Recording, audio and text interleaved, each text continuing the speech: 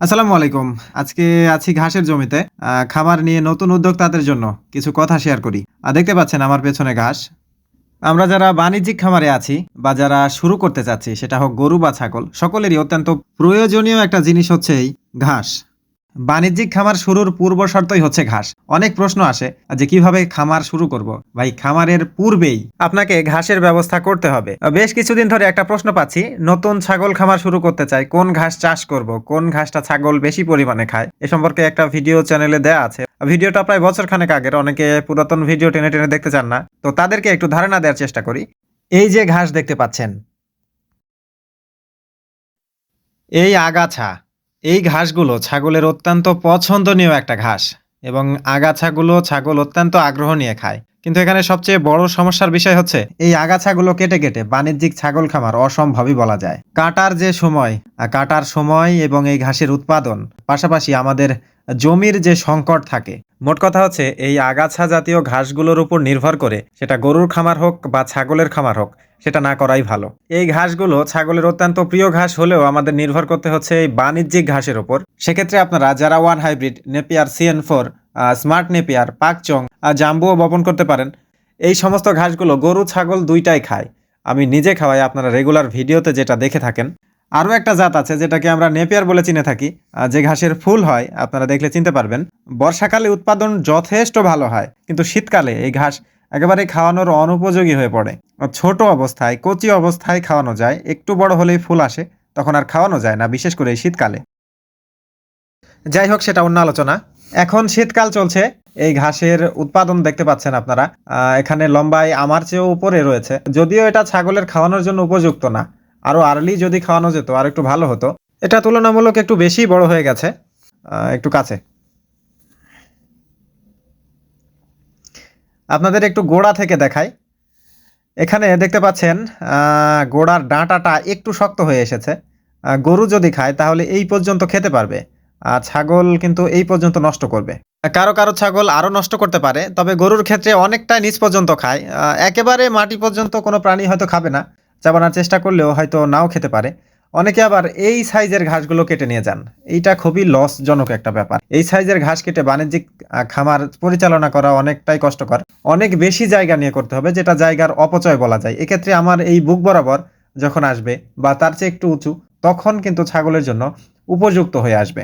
আবার কাটার আগাপাছার কারণে একটু বড় হয়ে যেতে পারে। এই সাইজের আসলেও কোনো সমস্যা নাই, আপনি গরুকেও খাওয়াতে পারবেন, ছাগলকেও খাওয়াতে পারবেন। আচ্ছা, এই ঘাসগুলো দেখতে পাচ্ছেন শীতকালে সবগুলো ঘাস কিন্তু চুপসে যায়, একটু রস কম থাকে মাটিতে। তারপরও এই ঘাসটা দেখতে পাচ্ছেন অত্যন্ত প্রাণবন্ত এবং সতেজ রয়েছে। আপনার খামারের প্রাণীগুলোকে যখন এই প্রাণী খাদ্য হিসাবে এইগুলো সরবরাহ করবেন, তখন এই প্রাণবন্ত ঘাস যদি পায় তাহলে ওদের রুচিটা ভালো থাকবে এবং ওরা আগ্রহ নিয়ে খাবে, পেট পুরে খাবে। একটা বিষয় অবশ্যই জেনে থাকবেন, আধো পেটো করে রাখলে যেটাই খামার করেন না কেন, সেখানে আপনার লাভের মুখ কবে দেখবেন সেটা বলা কষ্টসাধ্য। এখন যে ঘাসগুলো দেখতে পাচ্ছেন, এইটা সর্বশেষে কাটা হয়েছিল। এর অপর প্রান্ত থেকে এখন আবার নতুন কাটা শুরু হবে। কেটে আস্তে আস্তে যত দূর এরা বৃদ্ধি পায় আর কি। এখানে মাঝের কিছু আগাছা দেখতে পাচ্ছেন, ঘাস কাটার সময় এই আগাছাগুলো কেটে নিতে পারেন। সেক্ষেত্রে ছাগলের রুচি ভালো থাকে। আপনাকে শুধুমাত্র যারা ঘাস চাষ করতে হবে বিষয়টা এমন না। আমারও বেশ কয়েকটা জাতের ঘাস রয়েছে। আর রুচির পরিবর্তনের একটা বিষয় আছে, যারা রেগুলার ভিডিও দেখেন বা যারা এই বিষয়ে অভিজ্ঞ তারা জেনে থাকবেন অবশ্যই। যার জন্য আলাদা আলাদা জমিতে আলাদা আলাদা ঘাস যদি চাষ করতে পারেন, সেক্ষেত্রে ভালো হয়। এখানে ঘাস কাটারও কিছু নিয়ম রয়েছে। আপনি 6 ইঞ্চি বা তারও উপরে কাটার চেষ্টা করবেন না কখনোই। মাটির সাথে যতদূর সম্ভব লাগিয়ে কাটার চেষ্টা করবেন। আস্তে আস্তে যখন ঘাসের ঝাড়ের বয়সটা বৃদ্ধি পাবে, তখন আপনা আপনি একটু উপরে চলে আসবে, নিচে আর কাটা যায় না। তবে সেটা শুরুতেই করবেন না। আর যাদের গরুর খামার তারা আর একটু দূরত্বে লাগানোর চেষ্টা করবেন। সেক্ষেত্রে ঘাসের যখন বয়স বৃদ্ধি পাবে, তখন যতটা আয়তন দরকার ততটা ভালো পাবে। আর যারা ছাগলের জন্য করবেন তাদের এইরকম করে লাগালেই হবে, কারণ ছাগলের ঘাসটা একটু আর্লিই কাটা হয়। যারা নতুন আসতে চাচ্ছেন, ঘাস লাগাবেন, পরামর্শ চাচ্ছেন, আমি সবাইকে 4টা ঘাসের কথা বলার চেষ্টা করি। বিভিন্ন ব্যস্ততায় আপনাদের কমেন্টের উত্তর দেওয়া কিংবা হোয়াটসঅ্যাপে রেসপন্স করা একটু দেরি হতে পারে বা অনেক সময় হয়েও ওঠে না। আপনারা সেটা একটু ক্ষমা সুন্দর দৃষ্টিতে দেখবেন। আর যেটা মূল কথা, আসলে সবাইকে আলাদা আলাদা করে সবসময় বলার হয়তো খেয়ালও থাকে না। আমি যে জাতের ঘাসগুলো চাষ করে থাকি, যখন সুযোগ পাই জাম্বুর বীজটা বপন করি। জাম্বুর আবার বেশ কয়েকটা ভাগ আছে, যখন যেটা সুযোগ হয়।